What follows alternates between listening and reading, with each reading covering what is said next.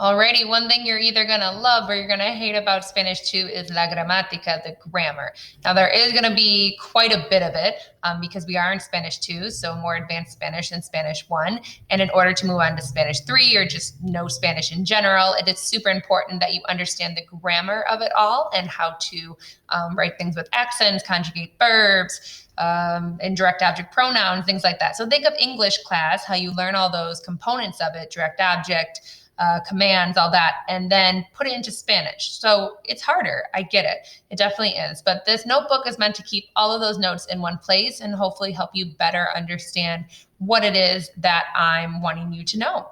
So what I'm going to do is I'm going to go through real quick on how this notebook will look.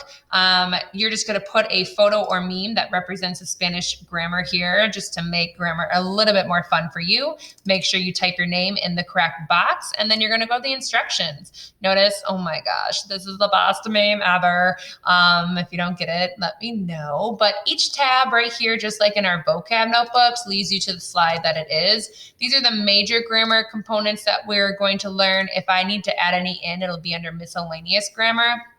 And if you read through these, you'll see that notebook checks will be given and put in the grade book, as well as there's this little update thing that I'm going to show you real quick. So as I'm taking notes, for example, I had just made a video about how to take present tense note, which you'll watch when it's time to take present tense notes, which is probably today.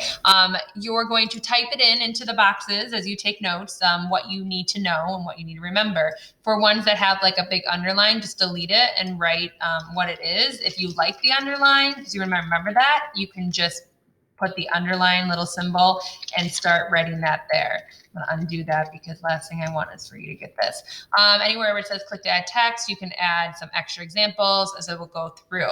Now, if you notice, these slides, it just has this little link thing. Never delete the link. You will be lost. Anywho, on this one though, on page 1 of this, it says update. Now the reason, why does it say update?